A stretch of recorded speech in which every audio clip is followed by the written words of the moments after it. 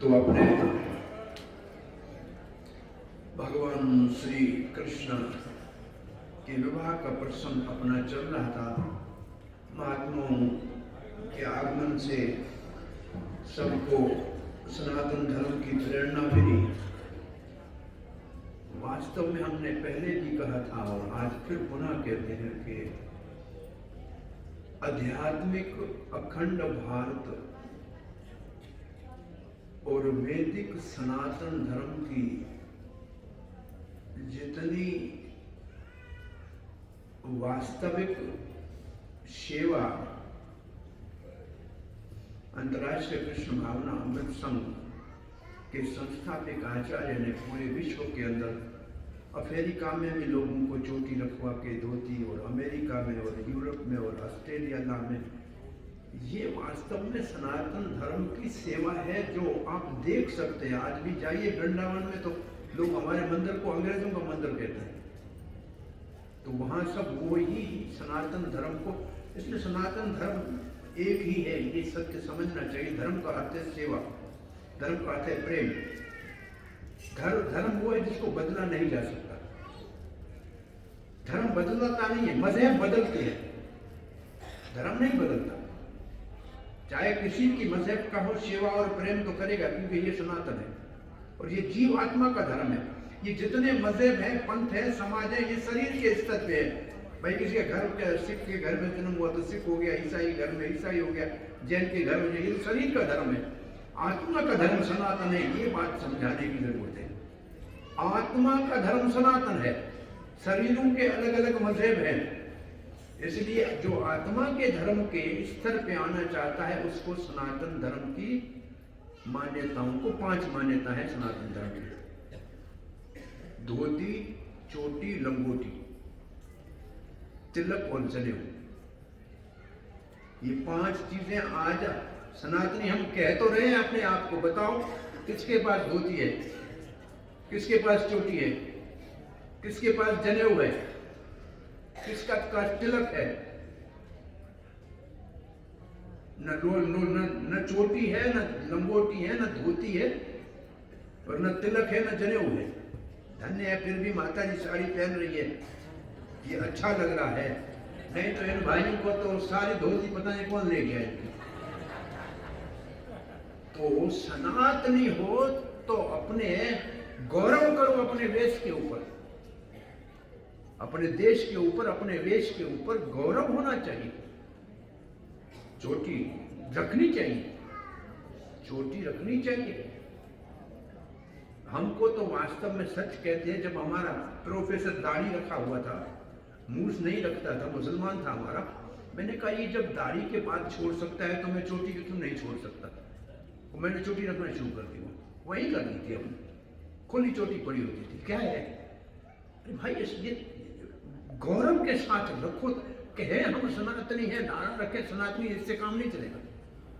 सनातनी संस्कृति को स्वीकार करना चाहिए, प्रवचन से काम नहीं चलता है। जीवन में परिवर्तन आना चाहिए, आपके उठने बैठने में, आपके पहरवास में, आपके भाषा में सनातनी खुशबू आनी चाहिए। और ये अंतरराष्ट्रीय हमने वास्तव में कहते अखंड भारत की तो नींव हमने रख दी है पहले ही महाराज ने। कोई कहीं भी अब दुनिया में हम जाते हैं तो हमको सनातनी मिलते हैं, उधर चोटी वाले मिलते हैं, धोती वाले मिलते हैं, तिलक वाले मिलते हैं, जनेऊ वाले मिलते हैं, लंगोट वाले मिलते हैं, और शुद्ध शाकाहारी बिना लहसुन प्याज के दुनिया के किसी भी कोने में जाते हैं भोजन मिलता है। किसी भी कोने में, रशिया में जाए कि वो कजाकिस्तान जाए या किर्गिस्तान जाए, उन जगहों पे भी सनातन संस्कृति के बीज डले हुए हैं। और वहाँ भी कुछ हमारे पास भक्त हैं जो सनातन संस्कृति को स्वीकार कर रहे हैं। तो हम आपको एक बात में समझाना चाहते हैं, सनातन धर्म आत्मा का है और सबके अंदर आत्मा वही एक है, अलग अलग आत्माएं नहीं है। और भगवान भी एक है, कोई 10-20 नहीं है। उदाहरण ये है कि ये सूर्य एक है, न भारत का सूर्य अलग है, न अफगानिस्तान का अलग है, न अमेरिका का अलग है, न रशिया का, न एक सूर्य सारे संसार को रोशनी देता है कि देता है। एक सूर्य सारे संसार को जैसे रोशनी देता है, और भगवान ने भगवत गीता के ज्ञान सूर्य को दिया ये समझाने के लिए कि ये भगवत गीता पूरे विश्व को प्रकाश देने के लिए। ये हमारे सिर्फ हिंदुओं के घरों में रहने के लिए नहीं है। जितनी भारत में गीताएं वितरण होती है उनसे 10 गुना ज्यादा पाश्चात्य देशों में गीताओं का वितरण हो रहा है, उनकी भाषा में हो रहा है, चाइनीज भाषा में हो रहा है। ये है वास्तव में सनातन धर्म की आध्यात्मिक स्वरूप। सीताराम लक्ष्मण हनुमान का मंदिर 1975-76 में हमें न्यू वृंदावन अमेरिका में बनाया हुआ है। आज तक वहां वो मंदिर है, अपनी जब पूजा हो रही, सीताराम लक्ष्मण हनुमान का मंदिर है वो। तो ये सब संस्कृति का सनातन आत्मा की धर्म है। शरीरों का नहीं, स्त्री शरीर का धर्म है, परंतु आत्मा जो आपकी है वो सनातन धर्म की है। पुरुष शरीर का धर्म है, आत्मा स्त्री और पुरुष भी नहीं है, काला गोरा भी नहीं है, देशी विदेशी भी नहीं है। तो ये समझना सनातन धर्म की परिभाषा को, और इसको प्रैक्टिकली करके किसने दिखाया है दुनिया में, वो बताओ ना। सवाए हरे कृष्ण संस्था के ये कार्य और कोई नहीं कर पाया। आत्मा के सनातन धर्म को पूरे विश्व में स्थापित करने का कार्य बड़े पैमाने के ऊपर हो रहा है, जो दिख नहीं रहा है। और भारतीय जो भारत से बाहर रहते हैं उनका तो बहुत बड़ा गौरव है ये संस्था। जब उन्होंने देखा कि हमारे पूर्वज जो वेश पहनते थे आज हमारे स्वामी पहन रहे हैं, तो फिर हमारा धर्म तो महान है जिनको इन्होंने स्वीकार कर लिया। पाश्चात्य देश में रहने वाले हिंदू, अपने हिंदुस्तान के मूल के भारतीय, उनको बड़ा गौरव हुआ इस इस्कान की स्थापना के उपरांत। नहीं तो बेचारे वहाँ स्लेव लेके गए थे, अंग्रेज यहाँ से गुलाम बना के लेके गए थे, नौकर बना के लेके गए। आज उनको पता लगा कि नहीं, हमारा सनातन धर्म सनातन अनंत है। सो आइए हम अपनी कथा को आगे बढ़ाते हैं। भगवान श्री कृष्ण के प्रथम विवाह का प्रसंग ऐसे है कि विदर्भ देश, जहाँ अमरावती जिसको आप कहते हैं, यहाँ से अंदर 50 किलोमीटर कौंडनीपुर नाम का एक छोटा सा कस्बा है, एक गाँव है। हम उस कौंडनीपुर में 7 दिन भागवत कथा करके आए हैं। वो कौंडनीपुर में एक नदी बहती है, उस नदी के सामने महल है राजा का। भीष्म नाम का महाराज थे, उनके पुत्र थे, बड़े पुत्र का नाम रुक्मी था, और उनकी स्वर्ण वर्णी बहुत सुंदर सोने के रंग जैसी एक कन्या थी जिसका नाम देवकी था।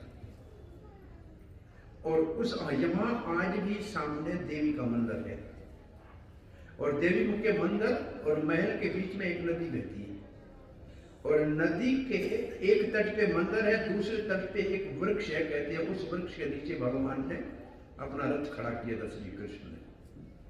वो वृक्ष अपने मंदिर के परिसर में लोग उसको दर्शन करने आते हैं। कौंडनीपुर कभी जाओ तो हमने देखा है उसको, और वहाँ स्थान है कौंडनीपुर में। और रुक्मणी के विवाह के लिए उनका पिता महाराज भीष्मक कृष्ण से विवाह कराना चाह रहा था, परंतु उनका बेटा बड़ा रुक्मी उसमें विघ्न डाल के उसका विवाह चेदी नरेश शिशुपाल से कराना चाह रहा था। इसको भाव में ऐसे कहते हैं कि भीष्मक क्षीर सागर है, उसके मंथन से निकली हुई लक्ष्मी है रुक्मणी।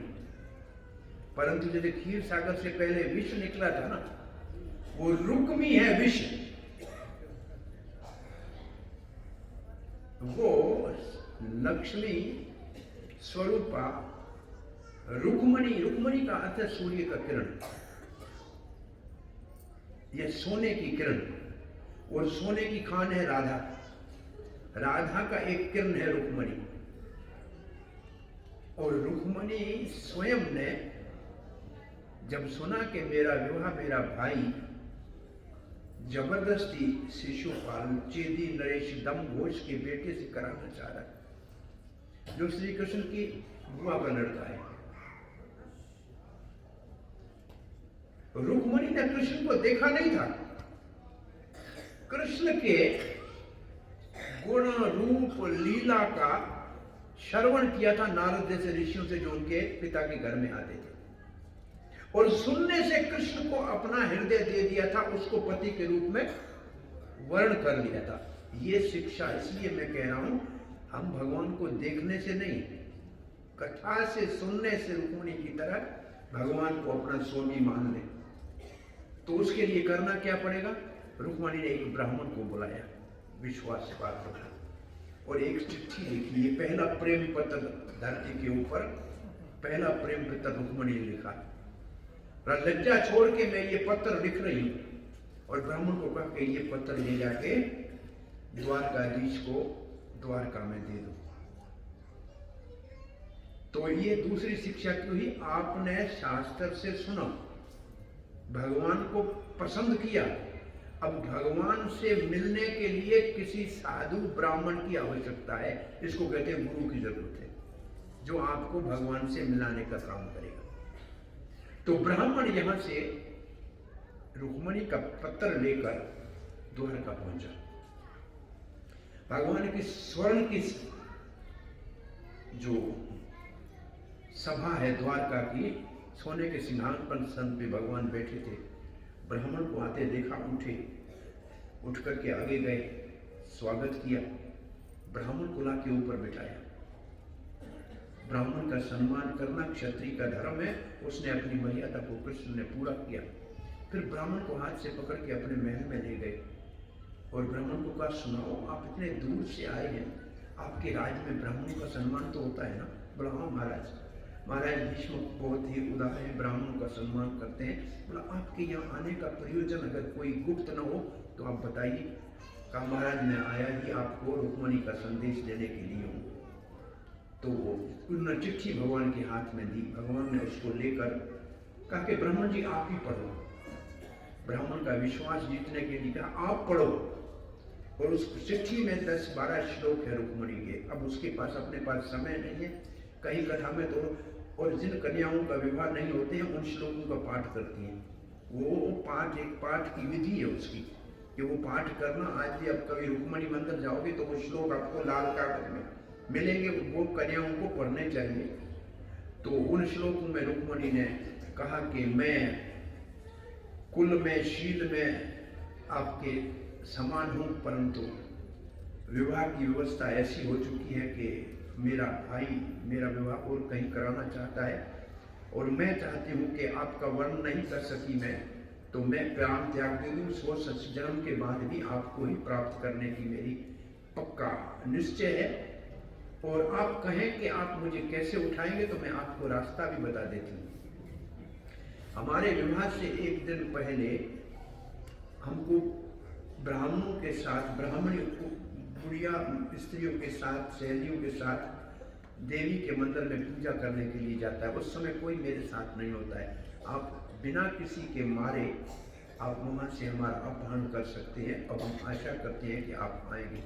श्री कृष्ण ने कहा, ओ मुझे भी रुक्मिणी की याद में रात को नींद नहीं आती है। अच्छा वो आप आ गए। उसी वक्त दारू को कहा, रथ लाइए, और रथ के ऊपर ब्राह्मण को भगवान ने चढ़ाया। रात में द्वारका से कोन्नीपुर पहुंचे। कोन्नीपुर पहुंचे, महाराज भीष्म ने कहा, चिट्ठी तो भेजी थी, निमंत्रण तो द्वारका भेजा था, वो रुक्मिणी ने वो चिट्ठी फाड़ दी, बीच में भेजी नहीं। तो उन्हें समझा निमंत्रण गया इसलिए आए हैं। तो वहां आए तो उनको बड़ा अच्छा रहने के लिए जो लगा हुआ था, टेंट, तंबू, महल था, उसके अंदर रहने दिया द्वारकाधीश को। बाण दोनों तरफ विचार हो रहा है, किसके है ये लड़की वालों की तरफ से आया है कि लड़के वालों की तरफ से आया है? क्योंकि लड़के वाले का भी बुआ का भाई है, और लड़की वालों ने उनको निमंत्रण दिया। ये समस्या आजकल हमारे समाज में इतनी है, किसी विवाह के अंदर कौन किसकी तरफ से कोई पता नहीं लगता है। जो आए खाए, खड़े खड़े और जाए। और लोगों ने एक ड्रेस ही ऐसी बना रखी है कि किसी के विवाह में जाके खा के आना है। एक जगह 50-60 लोग को निमंत्रण दिया था, वो टेंट लगा, देखा तो 300 लोग आ गए।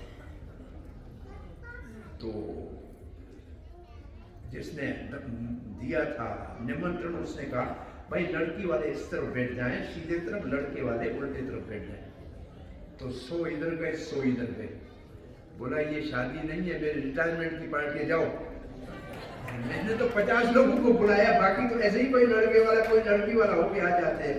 आजकल तो खड़े खड़े सब खा के चले जाते हैं। तो ये समस्या बहुत बड़ी भारी समस्या है। तो वहां भी ये समझ होगी लड़के वालों की तरफ से, लड़की वाले को पता नहीं है। वो शिशु कहते मैंने तो नहीं बुलाया था, कैसे आए, और ये आया है तो बिगड़ पड़ेगा। सुबह बलराम जी उठे तो शंख, श्री कृष्ण के शंख की आवाज सुनाई नहीं दी। वहां टेलीफोन उनका शंख होता था, सुबह उठ के हर एक शंख बजाता था, पता लगा कि ये उठ गया। अरे आज शंख का कृष्ण की आवाज नहीं आया। अरे कल एक ब्राह्मण आया था अवंती का नगरी से, अरे रथ भी नहीं है कृष्ण का। कृष्ण अगर वहां गए हैं तो वहां तो हमारे शत्रु जरासंध है, शल्व है, दंडवकर है, एक अक्षोणी सेना यदुवंशियों के लेके बलराम जी कृष्ण में प्रेम के भागते भागते वहां पहुंचे। बलराम जी वहां पहुंच गए, इनका अपना यहाँ शिविर लगा। अब जब रुक्मणी को मंदिर में पूजा करने का समय आया तो जरासंध ने दोनों तरफ हाथी घोड़ों के ऊपर सेना को ऐसे खड़ा कर दिया कि कोई घुस न पाया था, और ऐसी चौकस सिक्योरिटी ऐसा बना के रखा प्रबंधक। और रुक्मणी मंदिर के अंदर पूजा करने ब्राह्मणी के साथ गई। ब्राह्मणी कहती है गणपति को प्रणाम करो। बोला गणपति कृष्णपति के रूप में मिले, ये कृपा करो। वास्ते कृष्ण कह के बोलती है हे देवी, जैसे गोपियों को कृष्ण की प्राप्ति हुई ऐसे मेरे को कृष्ण की प्राप्ति हुई। पूजा लेके बाहर निकली है। जब बाहर निकली तो दोनों तरफ जो सैनिक खड़े थे ना, रुक्मणी ने अपने उल्टे हाथ से थोड़े से अपने बाल दूर किए और उनके मुख का तेज और उनकी दांतों की मोती जैसी पंक्ति लाल होंठों के ऊपर देखते ही सारे सैनिक हाथी घोड़ों से जैसे पके हुए बेर गिरते हैं ऐसे नीचे गिरे। इतनी देर में श्री कृष्ण का रथ आया, हाथ देके रुक्मणी को उठाया और रथ चल पड़ा। कृष्ण ने प्रयास नहीं किया, रुक्मणी ने अपने रूप से सबको मूर्छित कर दिया। रुक्मणी कहती है ये सब क्या करेंगे, बोले चिंता मत करो, इनको बलराम जी देख लेंगे, आप चलो। ये रथ आगे चला, तब तक नहीं सब उठे। अरे अरे क्या हुआ, रुक्मणी को ले गया ले गया ले गया ले गया। अरे शेर जैसे गीदड़ों के बीच से अपना शिकार उठा के जाता है, ऐसे श्री कृष्ण रुक्मणी को ले गए। अब सबने अस्त्र शस्त्र उठाए, बलराम जी और सेना सामने लाए। बोला हम तो शादी में लड्डू खाने आए थे, यहाँ कोई तलवार थोड़ी काले आए थे। सब अपने अपने घर चले गए। अब शिशुपाल बड़ा दुखी है कि मेरी तो मंगेतर को भी हरण करके ले गया। जरासंध समझाता है रो मत भाई, हमने भी 11-17 बार हराया था, हमारा दिन भी आएगा, आप थोड़ी देर रुक जाओ। तब तक रुक्मी आया, सबके सामने घोषणा करने लगा मैं मेरी बहन अगर कृष्ण से छुड़ा के वापस नहीं लाया तो मैं कोन्नीपुर वापस नहीं आऊंगा। गालियां देता हुआ, तीर चलाता हुआ कृष्ण के पीछे चला। कृष्ण ने देखा कि ये साला जी तो बहुत ही शनि का रूप धारण करके आना है, तो इसका क्या करना चाहिए। शनि तो मेरा साला है, वैसे शनि भगवान श्री कृष्ण का साला है, जमुना का भाई, इसलिए कृष्ण के भक्तों को शनि कुछ नहीं करता है। भाई तो मेरे बहनों ही के भक्त हैं जी। सभी ग्रह जो है कृष्ण के साथ जुड़े हुए हैं। सो भगवान ने उसके रथ के घोड़े मार दिए, उसके सारथी को मार दिया, उसके रथ को तोड़ दिया। वो तलवार लेके कृष्ण की ओर बढ़ा, तलवार को हाथ से गिरा दिया। भगवान ने उसकी एक मूंछ काट दी, एक तरफ की बाल काटे, दूसरी तरफ के कुरूप करके रुक्मणी का दुपट्टा लेके उसको रथ के डंडे में बांध दिया। रुक्मणी दत्तर कांप रही है अपने भाई का हाथ देखकर, कुछ बोल नहीं पा रही। अभी अभी तो शादी क्या वो अपहरण करके ले आया है। इतनी देर में बलराम जी उन सबको हरा के वापस आया और बलराम जी ने देखा कि ये दृश्य बहुत दुखद है। एक तरफ भाई है और एक तरफ नहीं विवाहित ये हमारी भाभी और घर में बहू आ रही है और उनके भाई को उसके सामने कुरूप करके बांधा हुआ है। अब क्या करना चाहिए। बड़े भाई के नाते कृष्ण को डांटता है, अरे यदुवंशियों की कोई ऐसी परंपरा है, अपने सालों के साथ कोई ऐसी करता है क्या। उचित नहीं किया कृष्ण तुमने, बड़ा भाई ये कह सकता है। फिर रुक्मणी की ओर देख कर कहता है, देवी क्षत्रिय धर्म बहुत कठोर है, उसमें भाई साला कुछ दिखाई नहीं देता है। युद्ध भूमि में तो धर्म का पालन किया जाता है, इसलिए आप दुख मत करो। फिर कृष्ण को कहते हैं कि भैया ये ठीक नहीं किया तुमने, छोड़ दो इसको, खोल दो इसको, जाने दो, इनको जाने दो। रुक्मणी को कहते हैं आप इसकी चिंता मत करना, ये ही आपके विवाह में आपका बाधक था, इसने आपका शिशुपाल से विवाह कराया था, इसलिए आप इसके प्रति इतना स्नेह मत रखिए अपने भाई के प्रति, जाने दीजिए। ऐसे दोनों को प्रश्न किया है। रुक्मी वापस नहीं गया, अलग एक भोजक नाम का अपना नया गांव बसाया, जो रुक्मी को कहते इसको मत मारो, जाने दो, वो चला गया। और ये फिर वापस यदुवंशी आए द्वारका में। वहाँ जो हमने आपको कहा था माधवपुर में रुक्मणी और कृष्ण का विधिवत विवाह हुआ। तो विवाह कितने हुए कृष्ण और द्रौपदी के, सॉरी रुक्मणी के। पहले विवाह को कहते हैं गंधर्व विवाह, प्रेम के पत्र से हुआ। दूसरे को कहते हैं राक्षस विवाह, उसमें अपहरण हुआ। फिर विधिवत विवाह जब हुआ तो सब निमंत्रण पांडवों को भेजा गया, पांडव वहां आए। यहाँ तक के कहते हैं कि नंद बाबा आदि आए कृष्ण की शादी में, पूरे नगर को सजाया गया द्वारका बहुत दुल्हन की तरह, और कृष्ण और रुक्मणी का विवाह संपन्न हुआ। फिर और भगवान ने 7 और ऐसी पटरानियों के साथ विवाह किया। 8 भगवान की मुख्य पटरानी हुई, उनमें 2 तो समंतक मणि के माध्यम से 2 विवाह हो गए। तो समंतक मणि की कथा है, सत्यभामा और जाम्बवती के साथ विवाह हुआ। फिर कालिंदी जमुना के साथ मथुरा में जब आए थे इंद्रप्रस्थ तब विवाह हुआ। फिर नागरजीति के साथ विवाह हुआ। अवंतिका की कन्या मित्राविंदा के साथ भाइयों के नहीं देना चाहते थे, वहां से अपहरण करके लाए, लक्ष्मण से विवाह हुआ। ऐसे 8 रानियों से विवाह हो गया। उस समय भौमासुर जो पृथ्वी का पुत्र है और भगवान वारादेव भगवान का अपना बेटा है, उसने कोई 16,100 कन्याओं को अपने पास बंदी बना के रखा। कोई यज्ञ करके उन सब से विवाह करना चाहता था। उन्होंने भगवान को निमंत्रण लिख के भेजा कि हमारी रक्षा कीजिए। श्री कृष्ण ने वहां जाकर सत्यभामा को साथ ले गए। श्री सत्यभामा भूमि का जब सत्यभामा कहेगी तभी भौमासुर को मारेंगे, क्योंकि सत्यभामा पृथ्वी का स्वरूप है। सो सत्यभामा ने जब कहा कि इस दुष्ट को मार दो, तब मार दिया।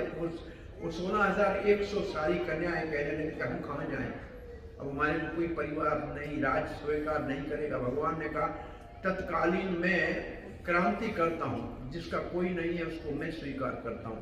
आप सबको सुंदर वस्त्र आभूषण पहना के द्वारका चलो, मैं सबके साथ एक जैसे रासलीला में भगवान एक गोपी के साथ एक था, ऐसे 16,108 रूपों में कृष्ण अपने आप को विभाजित करके एक ही मूर्त में सबके साथ विवाह किया, रहने लगे। और फिर रुक्मणी का पहला पुत्र प्रद्युम्न होता है। ये कथा को आगे नमस्कार करते हुए चलते हैं कि एक बहुत ही वेदज्ञ, जितेंद्रिय, मन जिसका शांत था, जो भगवान की इच्छा से आता था उस पर संतुष्ट रहता था, ऐसा ब्राह्मण सुदामा पोरबंदर में रहता था। उसकी पत्नी का नाम सुशीला था, कुछ बच्चे भी थे। घर में भगवान की इच्छा से जो आता था उसी से निर्वाह करते थे, और कुछ नहीं था तो पत्नी पानी गर्म चढ़ा के बच्चों को बोलती थी अभी पच जाएंगे, चावल खिलाऊंगी। बच्चा बेचारे जागते देखते रहते थे। एक दिन सुशीला कहती है, हे विप्रवर ब्राह्मण, हरे कृष्णा कृष्णा कृष्णा हरे हरे, हरे राम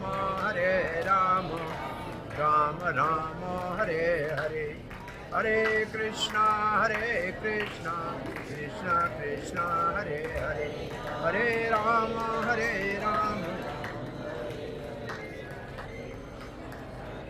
हरे कृष्णा कृष्णा कृष्णा हरे हरे, हरे राम राम राम हरे हरे।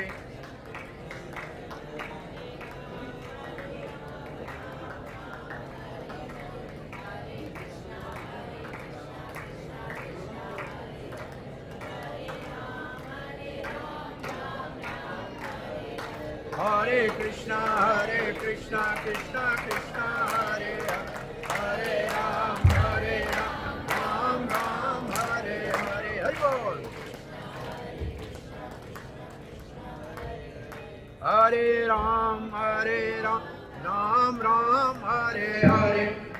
और 10 मिनट के अंदर कथा को विराम देंगे, फिर आप सब आरती का दर्शन करके प्रसाद लेके आज इस पुण्य 7 दिवसीय कार्यक्रम के 8वें दिन समाप्ति इसको नहीं कहते हैं। समाप्ति का अर्थ होता है पूरा हुआ। संस्कृत में समाप्ति का अर्थ है सम्यक प्राप्ति। उसका मतलब जो हमने सुना वो हमारे जीवन में हम प्राप्त करें। समाप्ति का संस्कृत में अर्थ ये है सम्यक प्राप्ति। पूर्ण हमने जो कुछ सुना वो हमारे जीवन में उतरे। सो ब्राह्मण विद्वान था, इंद्रियां वश में थी, मन शांत था, घर में मांगने नहीं जाता था, जो भगवान की इच्छा से आता था उसको खाता था। ये उत्तम कोटि के ब्राह्मण की पहचान है।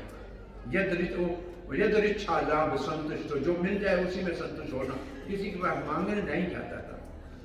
पत्नी ने एक दिन कहा कि आपका मित्र क्लास में साथ आपके सहपाठी द्वारकाधीश लोग मांगने वालों को कुछ देते हैं, ये तो इतने उदार हैं, अपने आप को मांगने वालों को दे देते हैं। कृष्ण है, अपने आप को अर्जुन को दे दिया ना, सारथी बना के दे दिया। वो एक जंगल में शंकर जी का मंदिर था, किसी की इच्छा पूरी हुई, उसने एक घंटा ले जाके वहां पीतल का चढ़ा दिया। बड़ा एक चोर ने देखा कि 500 रुपए तो घंटे के बेचने के मिल जाएंगे। वो गया ऊपर, घंटे तक पहुंचे कैसे, और कोई चीज नहीं थी, शिवलिंग था। वो शिवलिंग के ऊपर चढ़ा पांव रख के, शंकर जी सामने प्रकट हो गए। डर गया, बोला गलती हो गई, मैं तो घंटा चोरी करने आया था, मुझे क्षमा कर। बोले तुम बता तुम्हें चाहिए क्या? बोला मैंने वो क्षमा करना, गलती हो गई, घंटा चोरी करने। बोलो चाहिए क्या? लोग कोई बिलपत्र चढ़ाता है, कोई दूध चढ़ाता है, तुमने तो अपने आप को चढ़ा दिया ऊपर, अपने आप को अर्पण कर दिया तुमने। तो ऐसे कृष्ण तो अपने आप को अर्पण करने वाले हैं। कहा कि मित्र के पास मांगने जाना ये शोभा नहीं देता है, पर तो भगवान के दर्शन का मौका तो मिलेगा। एक काम करो, तो मित्र के पास बिना भेंट लिए तो नहीं जा सकते, वैद्य के पास बिना भेंट के नहीं जा सकते, राजा के पास बिना भेंट के नहीं जा सकते, संत के पास खाली हाथ नहीं जाते। ये कुछ नियम है संत, मंदिर में खाली हाथ नहीं जाते। तो घर में तो कुछ नहीं था, 4 पड़ोस में जाकर 4 घरों से चिवड़ा मांग लिया, पोहा जिसको कहते हैं। एक घर से पीला मिला, एक से लाल मिला, एक से मोटा मिला, एक से पतला मिला, और एक पोटली में बांध दिया जिसमें सुदामा के घर का सारा इतिहास लिखा हुआ था। सुदामा पोटली को लिया है, पैदल चला है 4 व्हीलर से, और आज जो द्वार का भेंट है उसको भेंट इसलिए कहते हैं कि वहां सुदामा भेंट लेके पहुंचा। वो जो रुक्मणी का महल है, सुदामा भेंट लेकर पहुंचा, इसलिए वो कहते हैं भेंट द्वार का। सुदामा वहां जब पहुंचा है तो द्वारपालों ने देखा कि पांव में तो जूता नहीं है, सर के ऊपर पगड़ी भी नहीं है। कहता है कि मैं श्री कृष्ण का मित्र हूं। उन्होंने श्री कृष्ण को कहा, ऐसा एक बाहर ब्राह्मण खड़ा है। श्री कृष्ण सुदामा का नाम सुना धामा कहने से पहले भागते हुए ओ द्वार के ऊपर आके गले से लग के कहा, अरे मित्र, इतनी देर लगा दिया आने में, कब से मैं आपकी प्रतीक्षा कर रहा हूँ। ले जाकर सीधा उस पलंग के ऊपर बिठाया जो रुक्मणी देवी और कृष्ण का अपना पलंग था।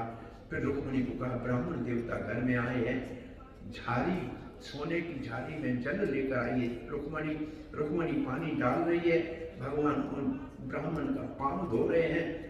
कहते हैं कि पानी कम गिरा और कृष्ण की आंखों से आंसू ज्यादा गिरे, उससे ब्राह्मण के पांव धोए हैं। फिर ब्राह्मण को स्नान आदि करा के 56 भोग खिलाए हैं, अपने वस्त्र दिए हैं कि ये पहन के बैठो। रात को दोनों मित्र बैठ के चर्चा करते हैं कैसे हम साथ पढ़े, कैसे हमारे साथ गुरुजी ने अनुग्रह किया। दूसरा दिन सुबह हो गई, कृष्ण ने देखा ये मांगेगा नहीं, मुझे मांगना पड़ा। कृष्ण कहता मेरे लिए कुछ गलाए भेंट लाए हो, ऐसे आए हो मित्र। सुदामा मांगता तो भागवत में नाम नहीं होता, इतना उदार था, कुछ मांगा नहीं। अब कृष्ण ने कहा मेरे लिए क्या लाए हो, तो बेचारा कांख में पेटा वैभव देखा द्वारका का, इसके तो चेवड़ा 4 घरों का थे, 4 रंग का था, निकाल नहीं रहा था।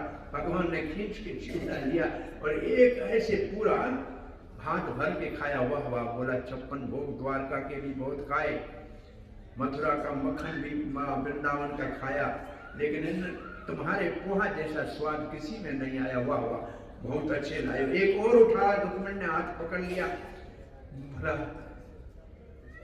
एक पोहा इसका खाने से इसको आपने सब कुछ दे दिया, दूसरा खाओगे तो हम देंगे क्या, इसका ब्राह्मण का ऋण कैसे उतारेंगे। अरे हमको भी तो कुछ प्रसाद मिलना चाहिए ब्राह्मण का ना। अब रुक्मणी पूजा करके ब्राह्मण को बिठाया है। सब रानियों को पता लगा कि एक ब्राह्मण आया जिसका भगवान ने चरण धोया। रुक्मणी ने उसकी आरती की है, वो घर से आरती की प्लेट और पेड़ा लेके आए कि ब्राह्मण की हम भी आरतियां करेंगे। और हे हरे आरती करे ब्राह्मण कहे पुत्रवती भव सौभाग्यवती। 10-12 हो गई तो ब्राह्मण का गला सूखने लगा। अभी और कितनी बाकी बोला 16,100। इतने पेड़े कैसे खाऊंगा, कोई रास्ता है। कृष्ण बोला हाँ तो मुझे आशीर्वाद दे दो, ये सभी संतुष्ट हो जाएंगी। बोला ये ठीक है। अरे कृष्ण आप सुखी रहो, परिवार के साथ 10 पुत्र हो, 1 पुत्री हो, आपका कुल बढ़े। अब सब संतुष्ट हो गए। और जब जाने का समय हुआ, कृष्ण का ये कपड़े मेरे उतारो, जो अपने पहने थे वही पहन के जाओ, रथ में भी चला के नहीं भेजा, पैदल जाओ। बोला क्यों, अरे ब्राह्मण के चरण धूल में पड़ेंगे तो मेरी द्वारका सदा सोनी बनी रहेगी। और जैसे जा रहा है सुदामा तो आंखों में आंसू है कि मेरे मित्र कितना बड़ा उदार है। कुछ देता तो लोग कहते थे मित्र के साथ मांगने गया है, इसलिए कुछ नहीं दिया, अपनी मेरी इज्जत बचा ली। कुछ दे देता, मैं उसके कपड़े पहन के जाता तो लोग कहते भिखारी है। अच्छा किया कृष्ण ने कुछ नहीं दिया, अपने घर के पास पहुंचा है तो महल बना हुआ है। बोला मैं कहीं गलती से वापस द्वारका तो नहीं आया, भटक गया क्या। तो उसकी पत्नी सुंदर 16 श्रृंगार करके आरती लेके, बोले कौन है, बोले तेरी पत्नी। ये समस्या कभी हो जाती है।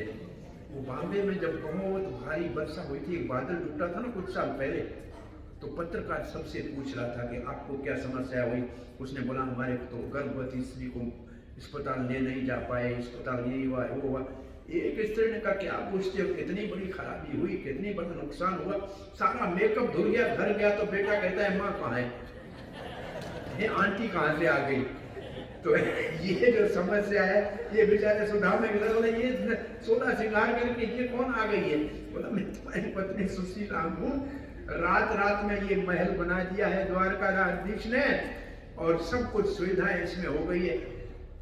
सुदामा कहता है वाह भगवान, रात को सब लोग सो जाते हैं तो बादल बरसात करता है, सुबह उठते हैं तो चारों ओर से पानी पानी होता है, हरियाली हो जाती है।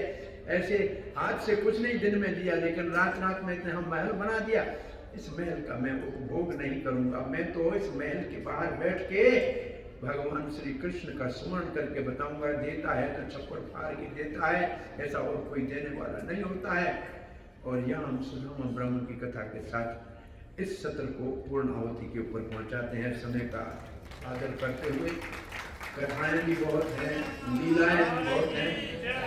एक श्लोक आप हमारे साथ पढ़ लीजिए, जो श्लोक कलयुग से सब दुखों से मुक्त करने के लिए सुखदेव के मुख से निकला है। परीक्षित राजा ने जब कलयुग का बहुत भयानक दुख का प्रभाव जनता के ऊपर आएगा, जब ये देखा तो कहा कि इसके उद्धार का कोई रास्ता है, तो ये श्लोक कहा है। बहुत अच्छा श्लोक है, इसका पाठ कीजिए।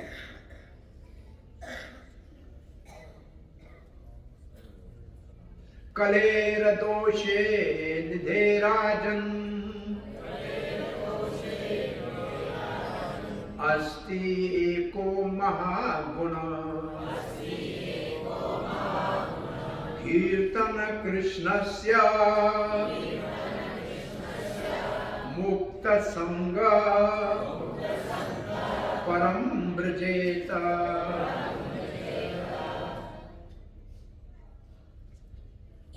कलयुग दोषों का सागर है। कलेर दोषे निधे राजम, निधि कहते हैं सागर को।